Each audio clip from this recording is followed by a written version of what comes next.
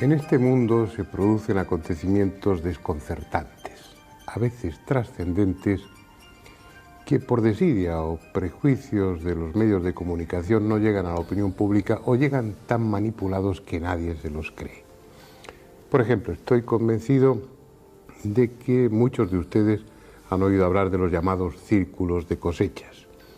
Esa serie de formaciones geométricas, en gran parte circulares, que en estas últimas décadas han ido apareciendo en diferentes lugares, sobre todo en el sur de Inglaterra. Y estoy convencido también de que casi todos ustedes no han vuelto a interesarse por el tema porque en su día vieron, a través de la televisión o en los periódicos, que todo se limitaba a una broma de dos jubilados ingleses. Pues bien, desde ahora, y anticipándome al programa, les aseguro que lo de la broma de los jubilados es una pura patraña. El fenómeno no solo es auténtico, sino que a lo largo de esta última década ha ido adquiriendo unas dimensiones tales, de una complejidad, de una riqueza de contenido, que yo me atrevería a calificarlo como uno de los acontecimientos más importantes con los que se enfrenta la humanidad en este fin de milenio. Ustedes lo juzgarán cuando vean el documental que les mostraremos a continuación. En él intervienen dos de los mejores expertos en esta cuestión, en los círculos de cosechas, el ingeniero inglés Colin Andrews y el antropólogo alemán Michael Hessemann. Pero también contaremos aquí en el despacho con dos invitados que nos aportarán su experiencia, su opinión, sus conocimientos, también muy importantes, sobre lo que se ha dado en llamar círculos de los campos de cultivo o círculos, aunque no sean todos ellos círculos, ni mucho menos, de las cosechas. Yo que ustedes no me lo perdería.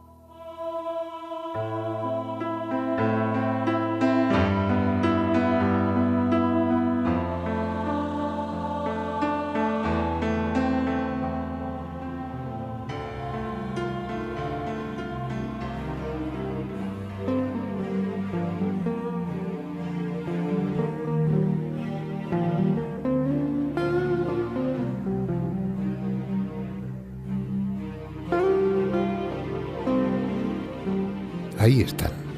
Son los llamados crop circles, los círculos del trigo o círculos de las cosechas que comenzaron a aparecer al principio de la década de los 80 en el sur de Inglaterra y que con el transcurso de los años han ido extendiéndose a otros países al tiempo que adquieren cada vez mayor complejidad y perfección. Un fenómeno del que la mayoría de la población mundial no tiene la menor idea, o a lo sumo, ha oído hablar de ello como una curiosidad que, según se explicó después por televisión, se reducía a una simple broma de dos jubilados ingleses. Sin embargo, les sugiero que presten atención a este programa, porque como podrán deducir después, se trata de uno de los acontecimientos más extraordinarios y desconcertantes con los que se enfrenta la humanidad en este fin del milenio. Entre sus características insólitas está la periodicidad. Cada año, en la misma época y en la misma zona, los círculos de las cosechas hacen su aparición. Al punto que, además de a los investigadores, Atraen a todo tipo de curiosos, que los graba o fotografía desde avionetas alquiladas como si se tratase de una atracción turística más. Esa regularidad y su carácter tangible, se trata de algo que puede tocarse o medirse, hacen del fenómeno una materia idónea para su investigación. No hay que basarse en la credibilidad de un testigo o en el análisis técnico de fotos y filmaciones, como en el caso de los ovnis. Aquí el investigador puede venir y estudiarlo directamente. La primera consecuencia de ese estudio es que se trata de un fenómeno auténtico provocado por alguien inteligente que sigue una estrategia determinada y se sirve de medios técnicos desconocidos.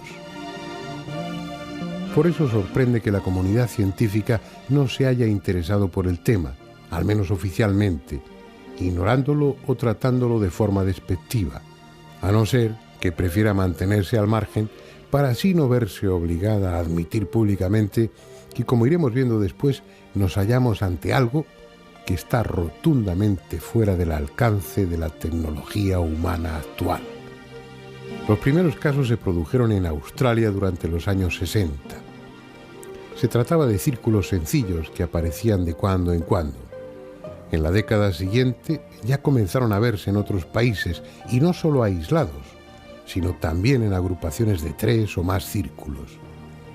Fue al final de los años 80 cuando se produjo una auténtica eclosión, sobre todo en el sur de Inglaterra.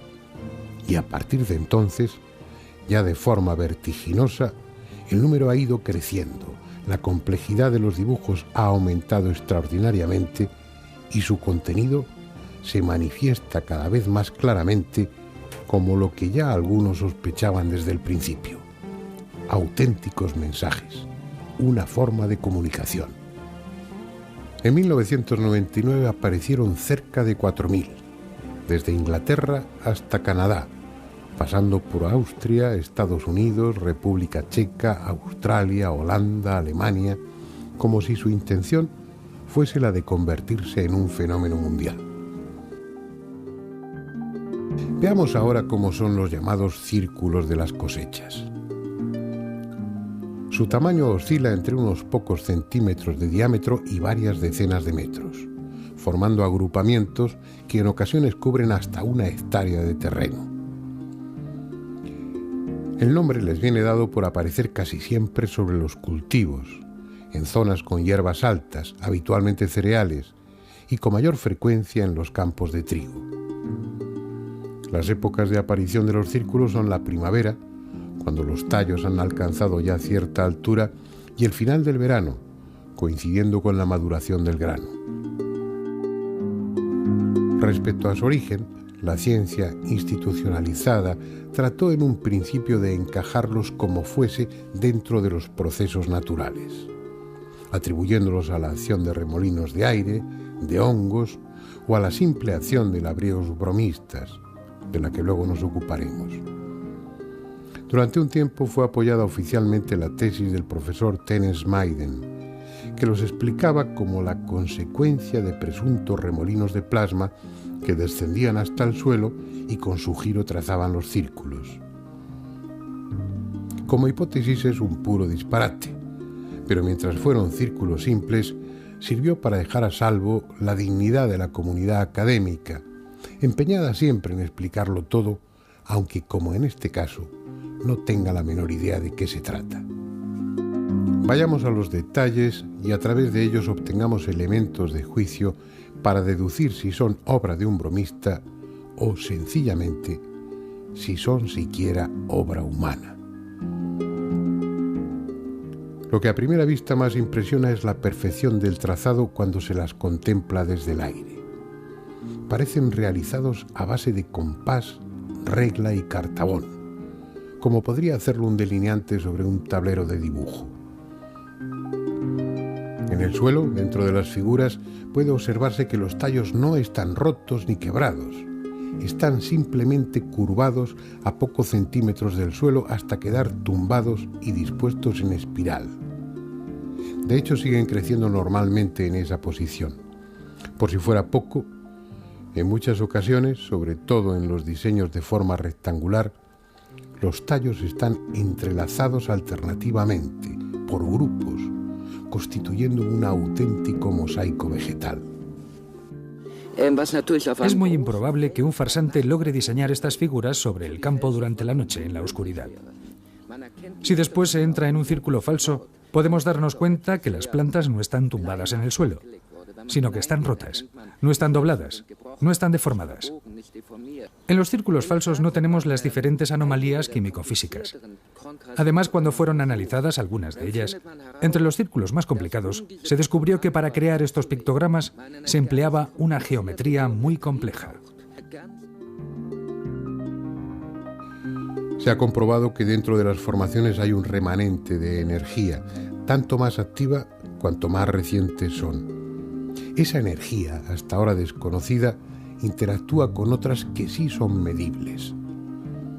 De esa manera, se ha determinado que en el interior de los círculos el campo magnético es un 300% más intenso que en el resto del cultivo. Lo que no solo perciben los instrumentos de medida, sino cualquier aparato electrónico, como las cámaras de televisión o los teléfonos móviles. También en muchos de los círculos se han detectado niveles anormales de radiactividad. Sea cual sea esa energía, resulta evidente que afecta a los seres vivos, en esta ocasión a las plantas. Si los tallos son muy jóvenes, las semillas, el grano, no llega a madurar y muere. Si la formación de los círculos se produce más avanzada la estación, con las espigas más desarrolladas, el grano madura, pero se vuelve estéril. En ambos casos, los granos aparecen deformados. En cambio, si al formarse el círculo el cereal está ya madurando, sus tallos y espigas crecen más rápido y más sanas que en el resto del cultivo. Igualmente, los tallos jóvenes del interior de los círculos presentan nódulos mayores y pueden doblarse sin romperse mucho más que los del exterior. El profesor Levengood de la Universidad de Michigan realizó un sencillo experimento sometiendo a tallos normales a los efectos de un horno de microondas, de los que hay en cualquier cocina, y obteniendo resultados muy parecidos. Es decir, nos encontramos ante un fenómeno de características extraordinarias que no solo afecta al magnetismo y la radiactividad del terreno, sino que además altera la estructura molecular de las plantas. Pero lo que resulta más extraordinario aún, esa energía presuntamente causante de los círculos de las cosechas permanece allí de alguna forma, conservando sobre el terreno la memoria del diseño del dibujo que está representado. En 1998, el ingeniero Colin Andrews realizó un experimento que así parece demostrarlo. Colocó agua destilada en recipientes adecuados dentro de alguno de los círculos de las cosechas y luego, mediante un espectrógrafo, comprobó que a nivel molecular el agua tendía a ordenarse de una forma parecida a la del dibujo en cuyo interior había estado, como si en ese lugar hubiese algo, un campo energético, con el esquema del dibujo memorizado y esa información hubiese pasado al agua reordenando sus moléculas. Para apreciar la diferencia, observen esta fotografía. En ella puede verse la disposición que adoptan las moléculas de agua en condiciones normales sin la influencia de los círculos. Campos de energía codificada, o vaya usted a saber qué otra cosa, puesto que no hay palabras adecuadas para definir algo que ignoramos lo que es, capaces de producir todas esas alteraciones que hasta ahora hemos descrito y que se sirve de métodos precisos, geométricamente impecables, hasta para doblar las espigas, como descubrió Roy Dalton para su sorpresa. Este ingeniero aeroespacial inglés ha podido comprobar que la espiral que se forma en los círculos de las cosechas corresponde a un modelo matemático concreto que se repite en todos los círculos auténticos. La espiral interna del círculo corresponde a un vórtice, a un remolino de contracción, una fuerza que va hacia el centro, en tanto que la línea que forma el borde, el círculo exterior, gira de forma distinta y en dirección opuesta. Nos guste o no, el hecho es que detrás de los círculos hay una tecnología que rebasa nuestra capacidad de comprensión. La cuestión ahora es saber quiénes están dibujando esas fantásticas figuras sobre nuestros campos y para qué.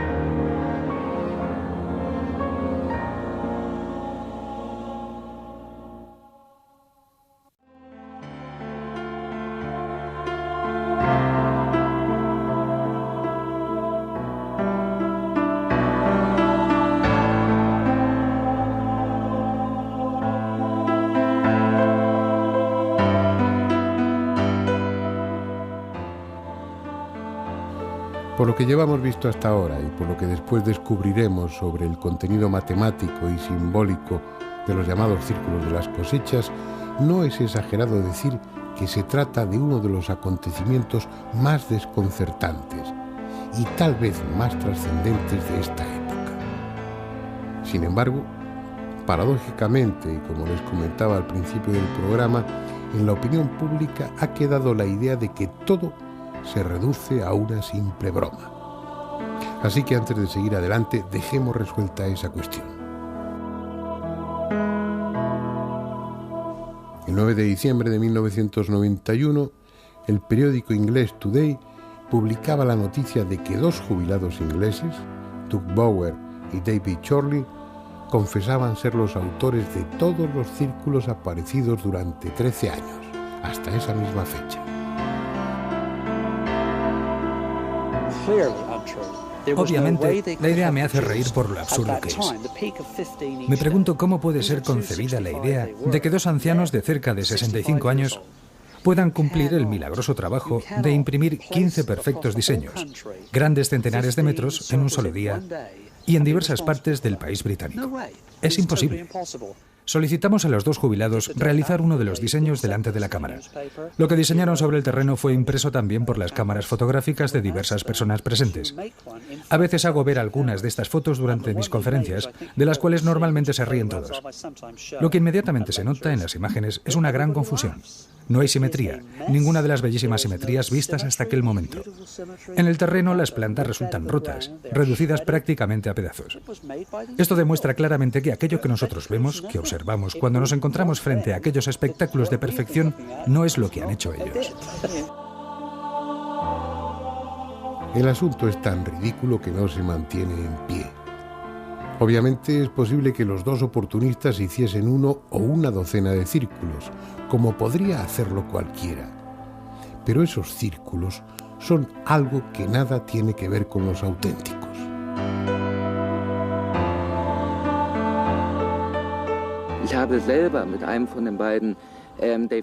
He hablado con uno de los dos, Dave Chorley, y me han confesado que ellos han visto tantos círculos en el grano que no tienen ni idea de quién puede hacerlos y que ellos primero han observado el fenómeno y después lo han reproducido.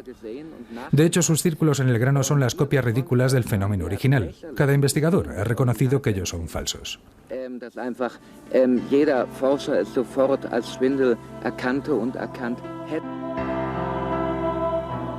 Solo con contemplar la armonía y elegante diseño de los auténticos círculos sería suficiente para descartar el tema de los jubilados bromistas, uno de los cuales, por cierto, lleva ya tiempo muerto. Pero es que la cuestión va mucho más allá de lo estético. Por ejemplo, en varios de los dibujos complejos, sus autores, sean quienes sean, se han servido de la progresión matemática de Fibonacci, en la que un número es la suma de los dos anteriores. De esa manera, en los conjuntos de círculos, el diámetro de cada uno de ellos es igual a la suma de los diámetros de los dos círculos precedentes. Por si acaso hubiera alguna duda sobre su intencionada utilización de conceptos matemáticos concretos y reconocibles por nosotros, esos desconocidos diseñadores también se sirven en sus elaboradas figuras del número áureo, una proporción geométrica determinada, inconfundible, que algunas culturas antiguas como la egipcia consideraron sagrada y que desde entonces ha apasionado a artistas, filósofos o arquitectos, que ven en ella la expresión máxima de la armonía en el universo. De hecho, la naturaleza se sirve de esa proporción áurea para muchas de sus obras, desde la espiral de caracolas marinas hasta la de algunas galaxias.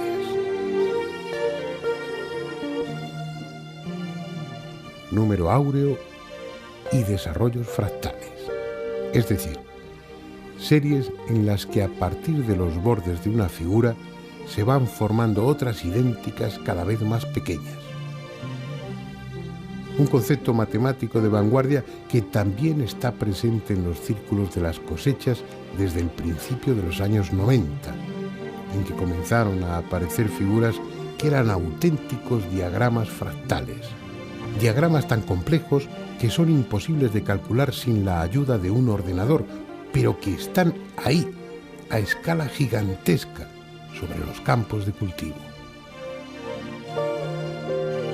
Quien quiera puede atribuirlo a la casualidad, pero el hecho es que el primero apareció el 13 de agosto de 1991 en las inmediaciones de Cambridge, sede de la famosa universidad en la que precisamente daba clase el matemático Benoit Mandelbrot, el descubridor de los diagramas fractales. Mandelbrot set itself is, as you know, a fractal, and it represents that state which exists. La serie de Mandelbrot es un fractal. Representa una fase existente como una geometría. Las computadoras lo colocan en un esquema representando unas condiciones que indica el verdadero límite entre el orden, así como lo conocemos, y el caos.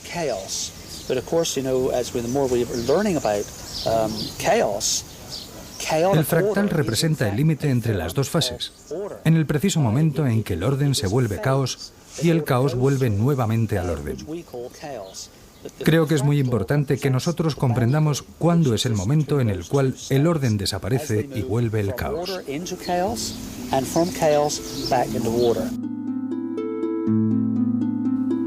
Unas representaciones precisas, exactas pese a su extraordinaria complejidad y que, como todas, han aparecido de la noche a la mañana, o mejor aún, de un momento para otro, como afirman muchos testigos. La obra de seres inteligentes que utilizan medios para nosotros incomprensibles. No es extraño que buen número de investigadores asocien los círculos al fenómeno ovni, sobre todo si se tiene en cuenta que en más del 20% de los casos, en los alrededores de los dibujos o sobre ellos, se han visto objetos volantes no identificados e incluso han sido fotografiados o filmados. Pero de entre todas esas posibles evidencias hay una verdaderamente espectacular. Fíjense bien en ella. Es una grabación en vídeo realizada el 11 de agosto de 1996 a las 5 de la madrugada, cerca de la localidad inglesa de Oliver Castle, por John Bybel, uno de los muchos aficionados que investigan el fenómeno por su cuenta. Se ve claramente como unas pequeñas esferas luminosas sobrevuelan el cultivo y en él aparece casi inmediatamente una figura compleja con círculos y líneas rectas. No hay herramientas, no hay personas doblando los tallos de cereal. Solo hay unas rápidas esferas moviéndose a poca altura y bajo ellas, como algo mágico, un nuevo pictograma que se forma en el transcurso de unos pocos instantes. Como era de esperar, el vídeo ha provocado las más diversas reacciones y algunos investigadores ponen en duda su autenticidad. Sin embargo, el experto norteamericano en este tipo de análisis, Jim Dilettoso, no ha encontrado evidencia alguna de fraude. Mi opinión sobre el vídeo de Oliver Castle es que no existen evidencias de falsificación. El punto clave es si la imagen del vídeo de Oliver Castle fue hecha en forma digital, con la palabra digital. Quiero decir que se haya usado una computadora para hacerla. En el intervalo vertical de la copia que tenemos no hay prueba alguna de que la imagen haya sido digitalizada. En conclusión, el punto es que no encuentro evidencias de falsificaciones en el vídeo de la formación de los círculos en el grano de Oliver Castle. Encuentro, en cambio, muchas cosas interesantes y sorprendentes que me hacen pensar que puedan ser imágenes reales y que deberían ser estudiadas más profundamente. En cualquier caso, el pictograma que aparece en el vídeo es real, y ese tipo de esferas ha sido visto en otros lugares de círculos por diferentes testigos. Al decir esferas, como al decir ovnis, no sabemos exactamente a qué nos estamos refiriendo. Simplemente es algo que nada tiene que ver con nuestros conocimientos científicos y con nuestra tecnología. Algo que puede venir de muy lejos o que puede estar aquí desde siempre. El hecho es que ese algo está dejando sobre los campos de cultivo un mensaje cada vez más amplio y complejo que apenas empezamos a descifrar y en el que hasta es posible encontrar referencias musicales. Al menos eso es lo que se desprende del trabajo realizado por el norteamericano Hawkins, que ha comprobado que la relación geométrica que hay entre las figuras contenidas en algunos pictogramas es idéntica a la relación matemática existente entre dos notas de un piano. Dicho de otra manera, algunos de los dibujos de los campos de cultivo son la representación de un sonido. Diagramas fractales y ahora sonido, quién sabe si música. Parece que es el momento apropiado para volver al despacho y reflexionar sobre ello con un experto.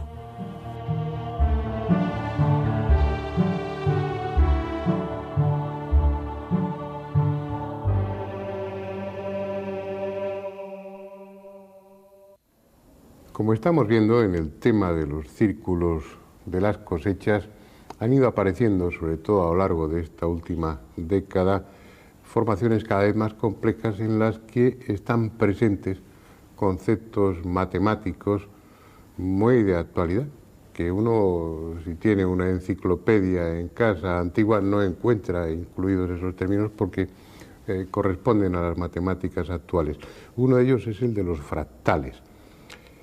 Y bueno, aunque en el guión yo cito el tema, creo que es fundamental que hablemos con alguien que conoce los círculos de cosechas muy bien, que ha estudiado esa cuestión a fondo y que además tiene la formación matemática y técnica suficiente para que nos explique cosas que yo no sabría explicar. De hecho, no lo he podido hacer en el guión por falta de conocimientos matemáticos.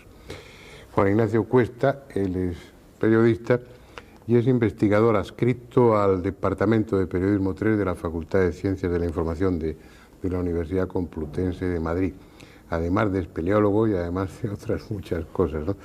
Un hombre tremendamente inquieto, al que agradezco que esté aquí acompañándonos y al que de entrada le pregunto a bocajarro, ¿qué son los fractales? A ver si eres capaz de explicarlo de una manera asequible para mí.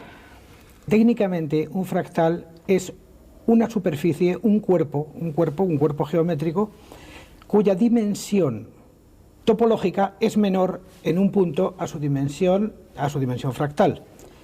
¿Esto qué quiere decir? Pues lo voy a decir de una manera que se pueda comprender vulgarmente. Esto significa que un fractal es una superficie limitada, o sea, finita, que tiene límites cuyo borde, cuyo perímetro tiende al infinito. Cuando uno ve gráficos de geometría fractales, lo primero que se capta es cómo esa misma figura se va descomponiendo, por decirlo así, en otras idénticas progresivamente más pequeñas, como formaciones estéticamente muy curiosas y, por lo visto, matemáticamente apasionantes, ¿no?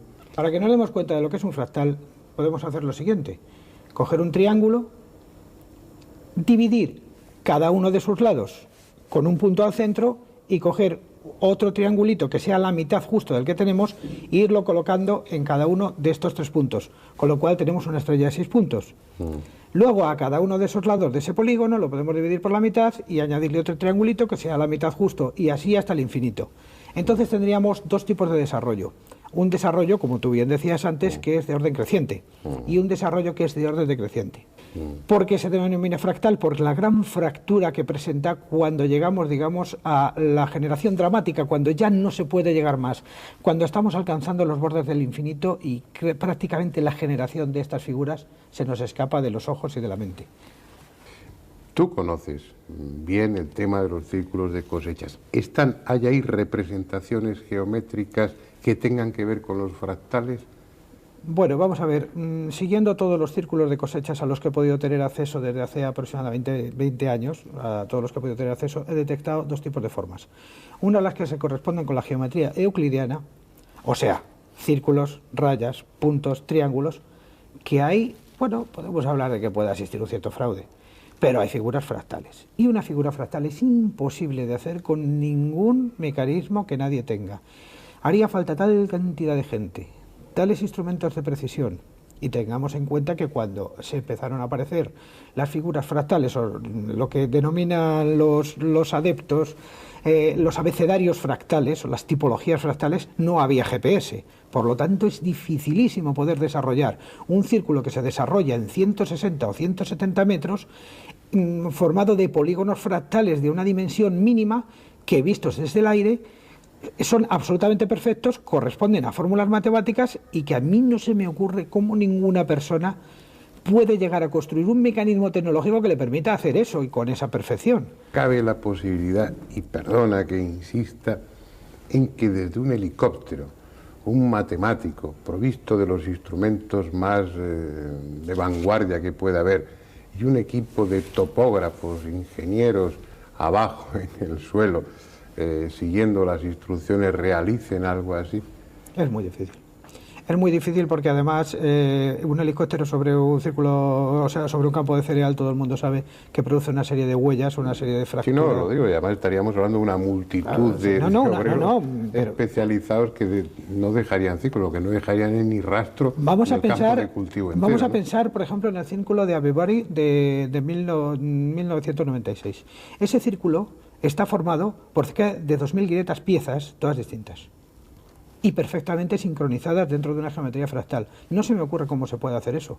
Hombre, siempre hay un genio que puede estarnos engañando, pero desde luego solamente el hecho de que exista ese genio que nos está engañando ya es maravilloso. Ya ese es un misterio en sí, quién tiene ese cerebro y quién tiene esas capacidades. Con toda la experiencia que tú tienes, ¿qué crees que es eso? ¿Quién crees que lo hace y para qué lo hace? Yo personalmente aquí tengo que ser muy humilde, tengo que ser muy sencillo y practicar el reconocimiento de que me resulta muy difícil entenderlo. Lo que pasa es que hay muchas teorías. Hay una teoría que se refiere a la energía de la Tierra, hay otra teoría que se refiere a las famosas líneas de Hartmann, la misma energía de la Tierra pero ya más o menos entutorada. Está la teoría de los ovnis, está la teoría, por supuesto, de los fraudes. A mí hay una teoría que me gusta, la de Lovelock, es yo creo que la que más me gusta. Es, de alguna manera, es una emanación que la Tierra hace por su parte más débil. Igual que en el mar, que también es una parte, digamos, blanda o que puede graficar cosas, el mar nos trae imágenes pluriformes de miles de cosas. Los círculos de cereales, que son débiles, que son manipulables por energías muy sutiles, la Tierra ahí nos está contando algo de sí mismo. Estás hablando de una Tierra inteligente y con sentimientos. Hombre, es que la Tierra nos está dando un mensaje de su propia creatividad y yo quiero por lo menos entenderlo así.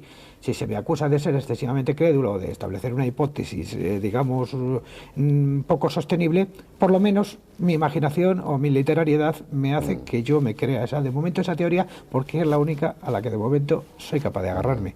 ¿Ves tú en el transcurso de los años, desde que empiezan a aparecer los primeros más sencillos, a sobre todo lo que ha sucedido en estas 2 últimas décadas y especialmente a partir de los 90, ves una progresión en la calidad o en la profundidad de los mensajes o en la complicación de ellos?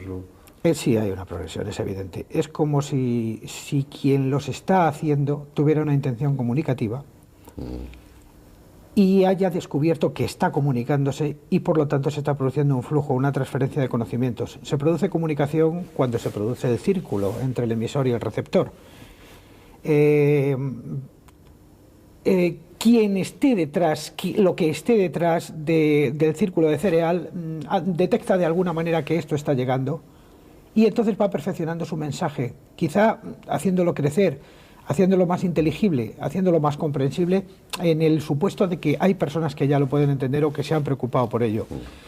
Podemos quizá afirmar que llevan apareciendo círculos de cereal que no hemos visto, digamos, desde que el hombre cultiva cereales. Pero esta es la primera vez que alguien los está empezando a comprender y los está empezando a entender. Y quizá por eso, lo que sea, se esmera.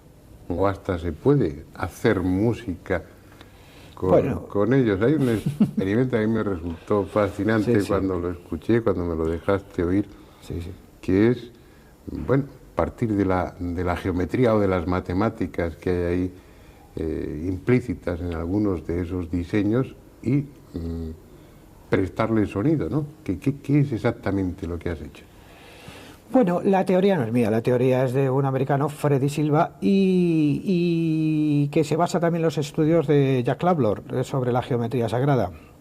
Midiendo los círculos, llevándolos a un papel, estudiando sus relaciones, aparecen las famosas proporciones áureas, aparecen las famosas reglas de la armonía que descubrió Pitágoras, supuestamente al pasar por una fragua. Empiezan a aparecer todas estas cuestiones. Entonces Freddy Silva dijo, ¿y por qué no ver a qué suenan estas estructuras matemáticas? Y la música que generan es música, esa es la gran pregunta. Es música porque se desarrolla en el tiempo en el sentido horizontal, o sea, tiene ritmo. Y es música porque se desarrolla en sentido vertical, o sea, tiene tonalidad. Que no corresponde a melodías, digamos, memorizables o inteligibles, porque es una cosa de tipo aleatorio, o suena como de tipo aleatorio, eso es verdad. Pero son tan bellas y son tan fascinantes que ahora tenemos un campo de investigación grandísimo, todos los físicos y todos los matemáticos y todos los que estamos con la música. Y yo, humildemente, utilicé uno de estos pequeños programas que establecen estas fórmulas, cogí un par de círculos, cogí sus relaciones y generé cuatro temas basados en esto y que yo les llamo el canto de la tierra. ¿Son el canto de la tierra? Esa es la gran pregunta. Bueno. Oye, Juan Ignacio, estoy seguro de que más de una ocasión tendrás que venir a echarnos una mano en otros programas y para mí, pues, aparte de resultar muy, muy agradable, te estoy muy agradecido por ello. Pero te voy a despedir aquí para que los oyentes y yo, pues mientras vemos unas cuantas imágenes de esos maravillosos círculos, escuchemos unos fragmentos, unos minutos de esa música. Así que, Juan Ignacio, gracias y espero contar contigo en más de una ocasión. Así será. Vamos a ver, vamos a escuchar esa música.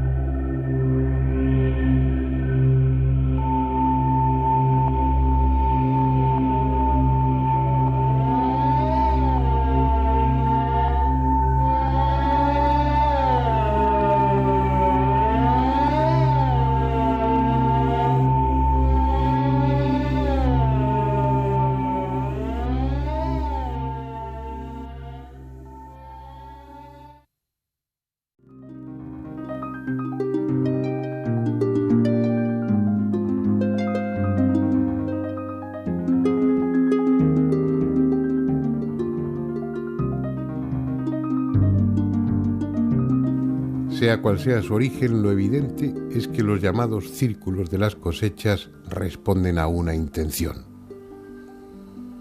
Primero llamaron nuestra atención. Era un fenómeno nuevo, espectacular, que se repetía cíclicamente y que tras las lógicas dudas iniciales nos vimos obligados a admitir que tenía una procedencia no humana. Después, al descubrir que en esos diseños se incluían conceptos matemáticos y geométricos precisos, además de sorprendernos y admirarlos, experimentamos la necesidad de fijarnos con atención en ellos, de estudiarlos, para buscar otros contenidos aparte de los estéticos. De esa forma, hemos ido descubriendo, sin esfuerzo, esa es la realidad porque los hacedores de círculos son muy explícitos, que además de un lenguaje universal, el de las matemáticas, que conecta directamente con nuestra inteligencia consciente, están utilizando otro tipo de lenguaje, el de los símbolos, también con un carácter universal, pero dirigido no a nuestra consciencia, sino a nuestro inconsciente.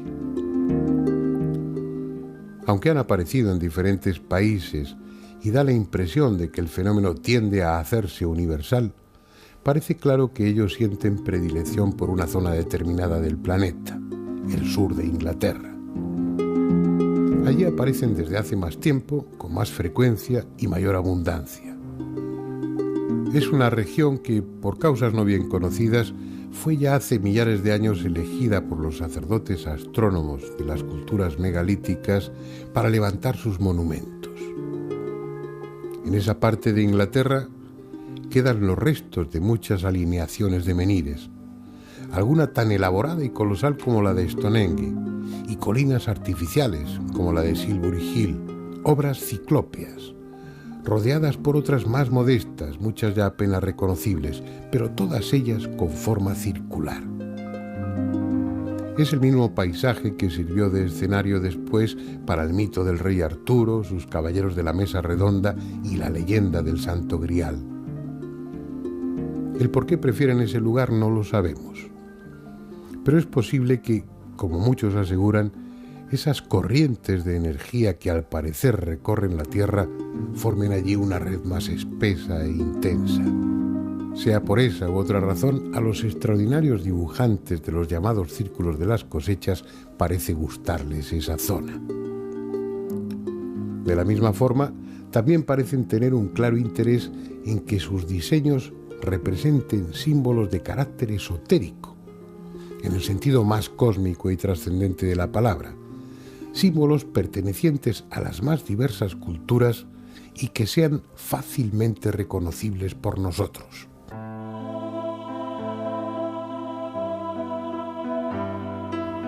Símbolos que vinculan al hombre con el cielo, a veces tan arcaicos que ya se dibujaban en las paredes de las cuevas prehistóricas, o tan universales como la svástica, símbolo del sol moviéndose en el cielo, presente en todas las culturas, desde la antigua India a Norteamérica, desde China a la Europa celta. Otros simples, pero que parecen aludir al mismo principio. El sol, con una corona ondulante, como expresión de su movimiento o de su poder generador.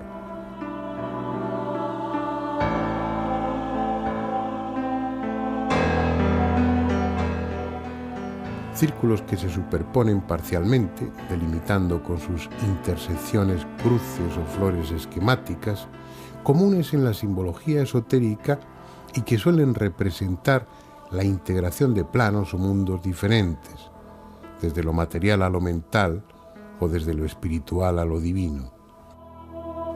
Son interpretaciones elementales de un rompecabezas del que aún nos faltan muchas piezas. O las estrellas de 5 puntas, también frecuentes en los campos de cereales, incluidas dentro de círculos y como parte de diseños complejos. Una estrella pentacular que en el simbolismo esotérico representa al hombre como rey de lo creado, al hombre bajo su aspecto trascendente, como hombre consciente de su origen divino. Especulaciones, tal vez.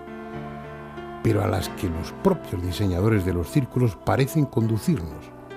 Porque si unos dibujos resultan ambiguos, otros, en cambio, no pueden ser más concretos.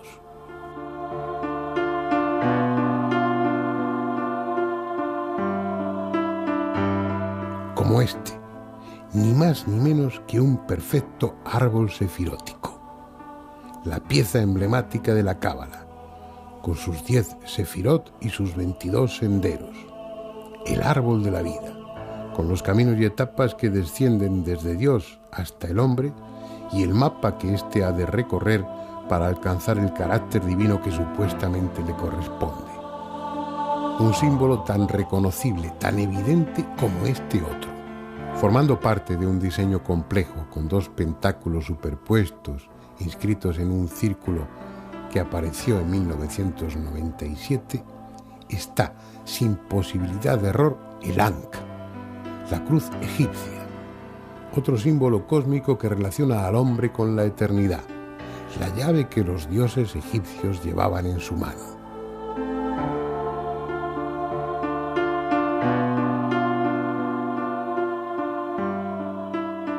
Decenas, centenares de figuras con un presunto carácter simbólico que es evidente en algunas. Mezcladas con ellas, otras cuyo significado parece astronómico, desde la representación dinámica de un cometa hasta la órbita aparente de planetas.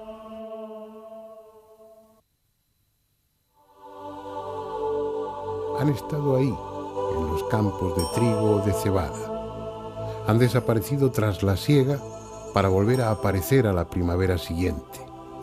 Así, década tras década, cada vez con diseños más elaborados, más rotundos, más directos.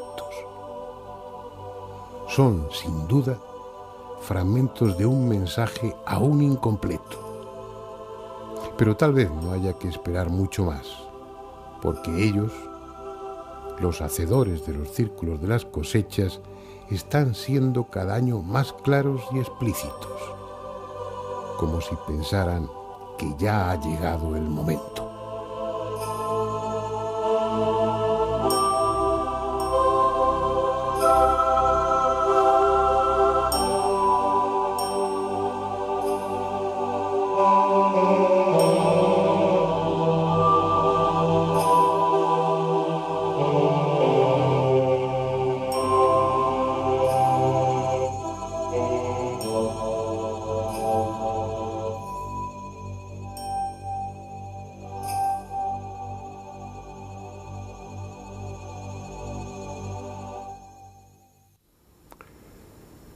Vamos a seguir profundizando en este tema, a mi juicio fascinante, en los círculos de cosechas.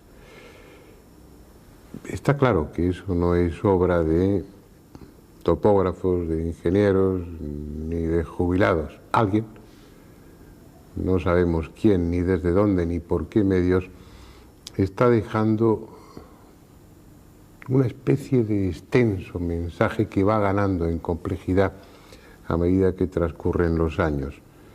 Alguien que da la impresión de que nos quiere decir algo.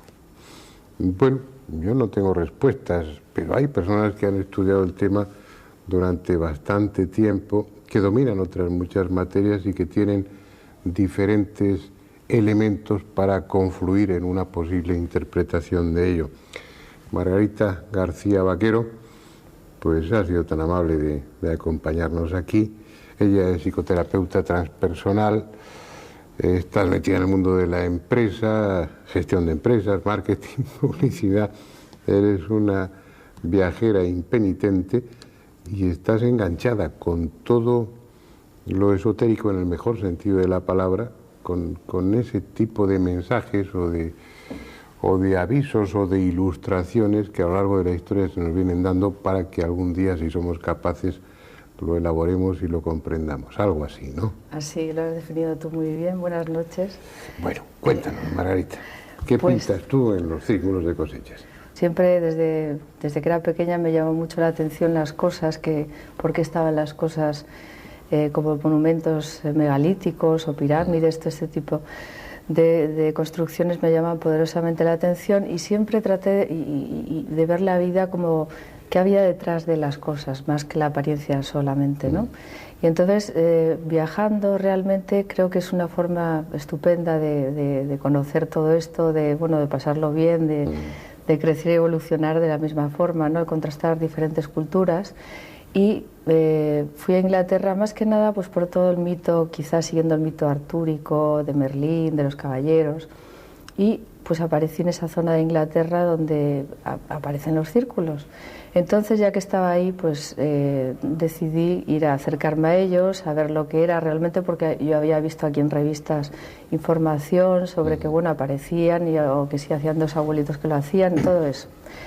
Y nada, fui ahí, empecé a investigar el tema, la verdad que me empezó a apasionar mucho porque vi que encajaba en todo lo que yo había buscado y en lo que había trabajado a lo largo de mi vida, y que eso iba, no sé, creando una historia que cada vez se cerraba más y con un sentido más lógico y más claro para mí.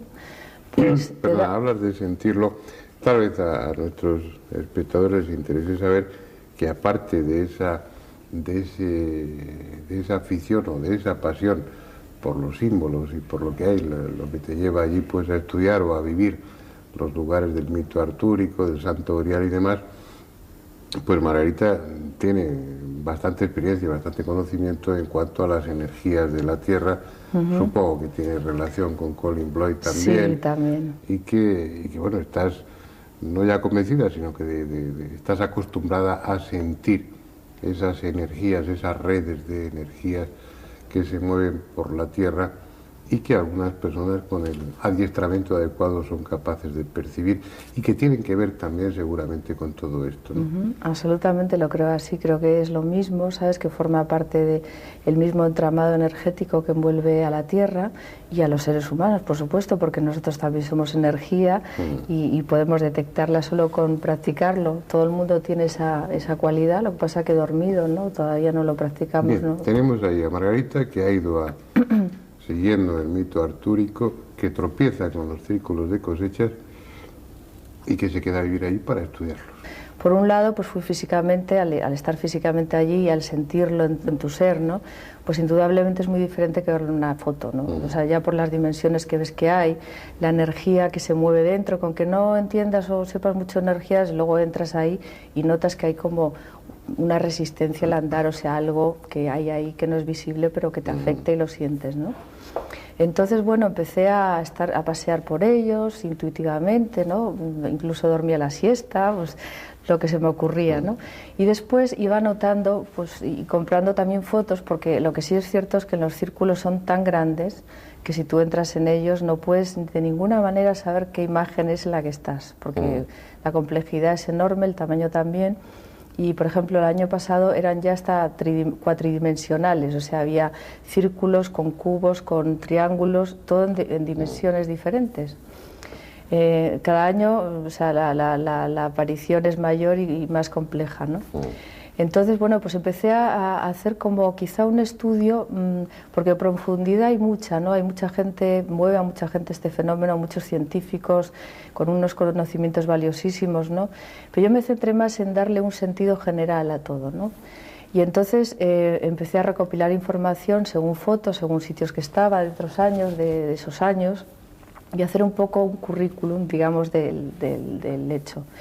Y entonces empecé a llegar a diferentes conclusiones. Por un lado, la información. ¿Qué información tienen? Pues aparte que son figuras geométricas preciosas, muy bonitas, y que muchas las reconocemos como símbolos de magia de egipcia o similares, pues empecé a ver que había también, por ejemplo, eso, o sea, todo lo que es alusión a culturas ancestrales. Después empecé a ver que había matemáticas, sobre todo fractales, había unas fractales impresionantes, ¿no? Sobre todo la de Mandelbrot, que fue la primera que apareció. O sea, matemáticas, referencia a civilizaciones antiguas.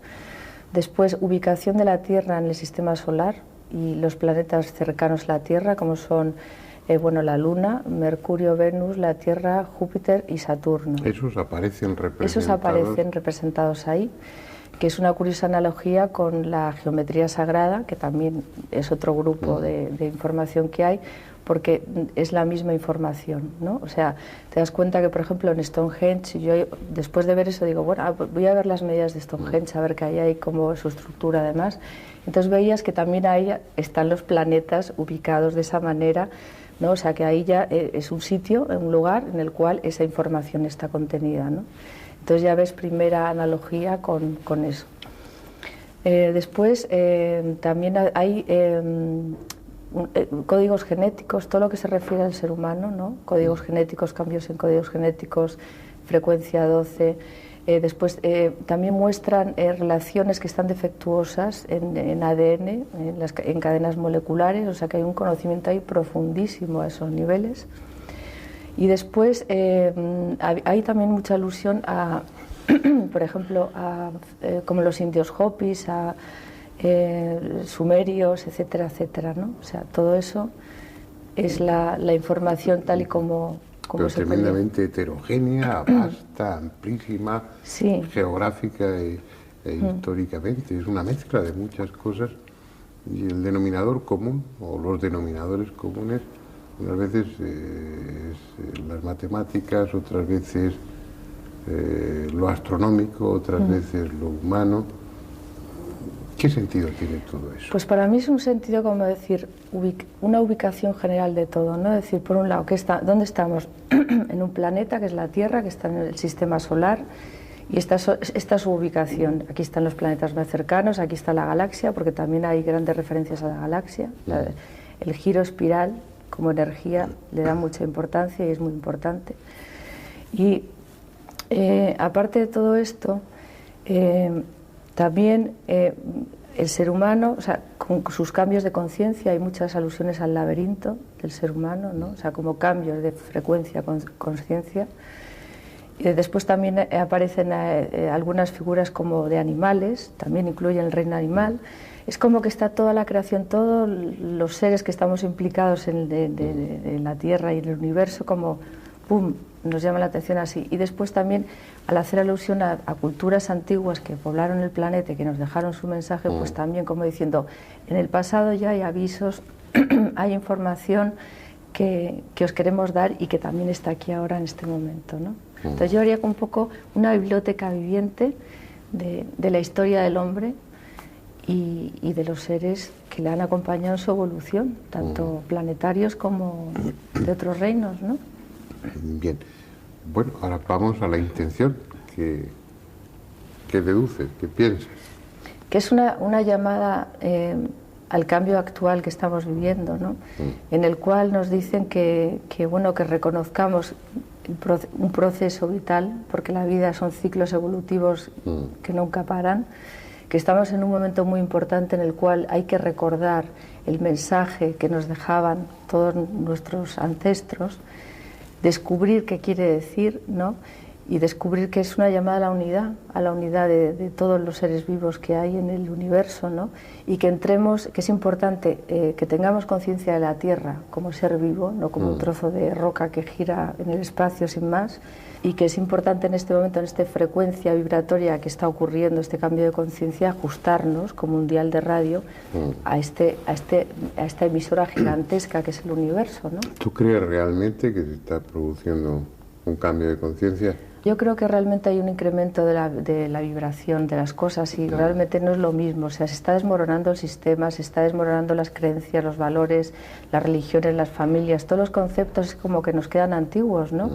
No son malos, simplemente que ya no son útiles. Hemos progresado y necesitamos algo diferente, ¿no? Algo que nos haga dar un salto de conciencia, que nos amplíe la visión de nosotros mismos y del lugar donde estamos, ¿no?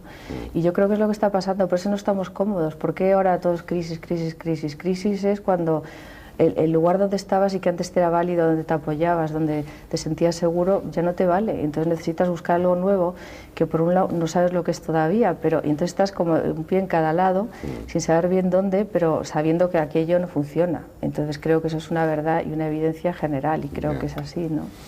Aparte que científicamente a niveles de códigos genéticos y demás es algo demostrable. Lo que pasa es que los medios de comunicación tampoco, sobre todo aquí en España, tampoco hacen mucho énfasis a esto y hasta ahora todos los cambios o hablar de cosas sutiles es como de brujería o de gente rara, ¿no? Entonces, los círculos de cosechas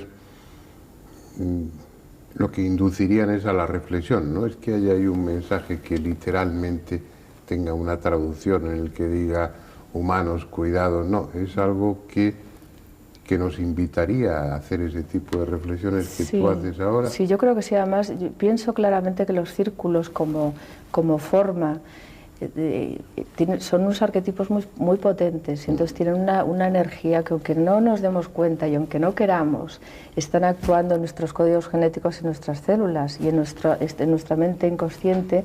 Entonces esa parte de nosotros que normalmente está tapada, que no queremos ver porque solamente actuamos con la mente, con lo que conocemos y nos hace sentir seguros, pero eso opera en nosotros, queramos o no. O sea, nos está afectando muchísimo, y yo creo que está abriendo muchas memorias, muchos cambios en muchas personas que están resonando a eso, aunque no entiendan lo que quiere decir ese dibujo en concreto, ¿no? Pero sí está afectando esa parte que sí lo entiende.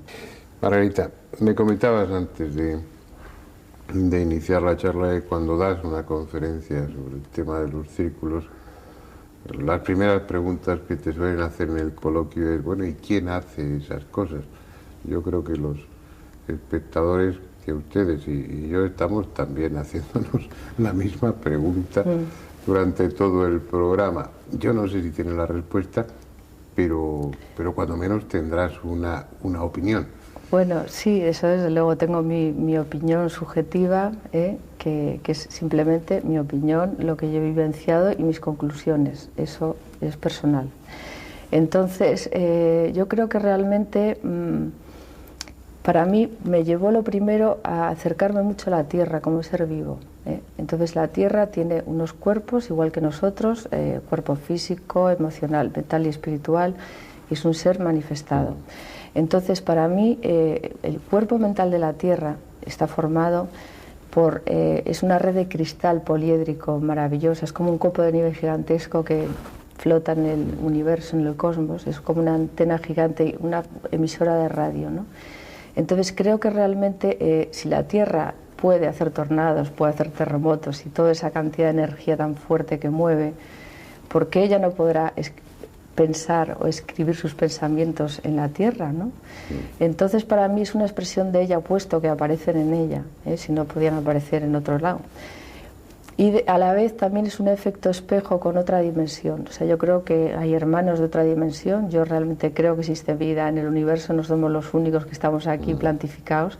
A mí me parece absurdo, me lo ha parecido siempre. Creo que realmente hay muchos planetas habitados, aunque todavía no los conozcamos.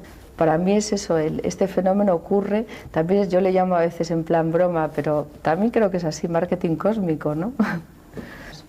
Es posible porque todo es posible en este mundo, como estamos viendo, y entre esas cosas que teóricamente son imposibles, pero que resultan ser reales, como los círculos de cosechas, pues bueno, uno acaba pensando, o debiera terminar pensando que no es cuestión de empeñarse, sino de decir ya. Es posible que sea así. De todas formas, los círculos de cosechas están ahí, son mucho más que un fenómeno extraño.